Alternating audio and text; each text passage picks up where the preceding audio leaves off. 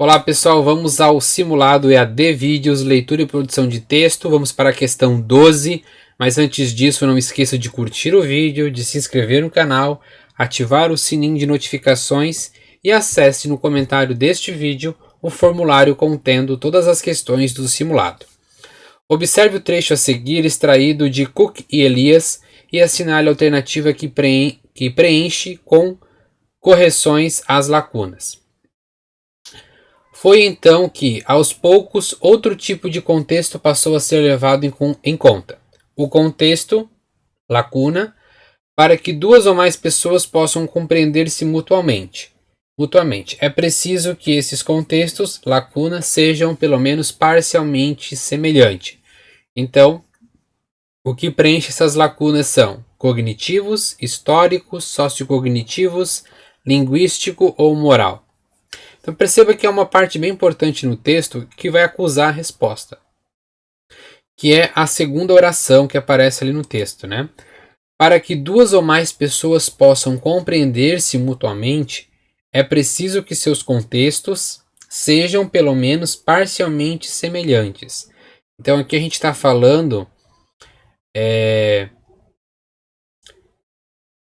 de algo que relaciona com uma ou mais pessoas. Enquanto envolve uma ou mais pessoas, a gente está falando de interação.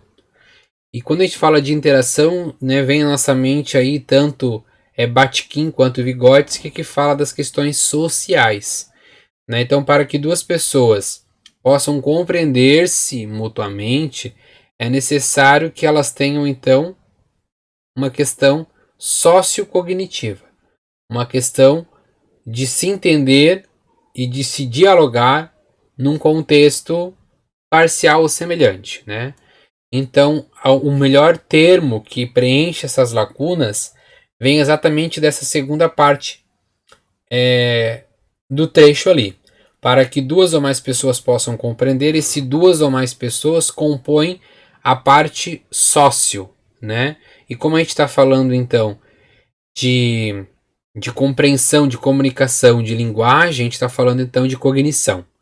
Portanto, a expressão que melhor preenche essas duas lacunas é sociocognitivos, tá? Que foi muito estudado neste bimestre na disciplina de leitura e produção de texto, né?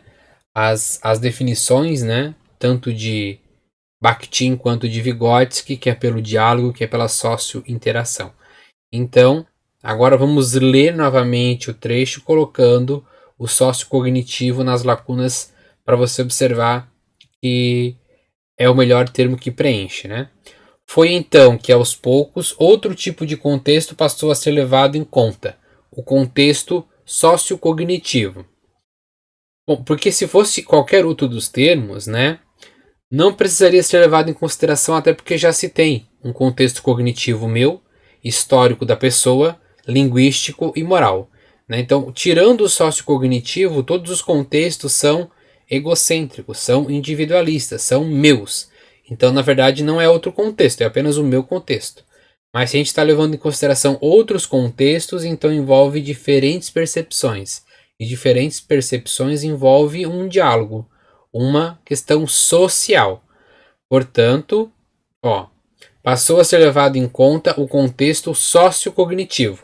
Para que duas ou mais pessoas possam compreender-se mutuamente, é preciso que seus contextos sociocognitivos sejam pelo menos parcialmente semelhantes. Tá? Então, a alternativa correta neste exercício é a letra C, sociocognitivo.